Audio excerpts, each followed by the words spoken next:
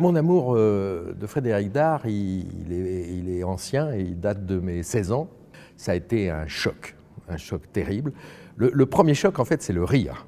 C'est le rire, parce que je ne savais pas qu'on pouvait rire dans des livres. Si, des bandes dessinées, mais pas dans des livres où il n'y avait pas d'image. Et très vite, j'ai compris qu'il y avait bien autre chose derrière. Les Santoniaux, j'ai découvert Frédéric Dard plus tard, mais dans les Santoniaux, je me suis rendu compte que c'était une vision, une réflexion sur l'homme et toutes ces valeurs dont il parlait, et ça me correspondait. Alors est-ce que j'étais déjà dans une pente et il m'a poussé dans la pente, ou est-ce qu'il m'a entraîné dans sa philosophie de l'existence, dans sa vision de la condition humaine? Peu importe, toujours est-il que je me suis nourri de ça et que ça ne m'a plus quitté.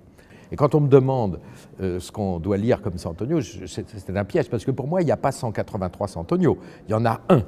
Il commence en 1949 et il s'arrête en 1999 à sa mort. Et donc je m'en tire par une pirouette et je dis, lisez Frédéric Dard. Et quand vous verrez quel auteur est Frédéric Dard, quel génie littéraire est Frédéric Dard, eh bien, ça vous donnera peut-être envie de découvrir son œuvre qu'il a écrite sous le nom de Santoniaux. Alors, c'est la première fois que je viens à ce salon. Eh bien, j'ai fait pas mal de salons là depuis une dizaine d'années. Je vais le mettre en haut du palmarès et je ne dis pas ça pour vous faire plaisir.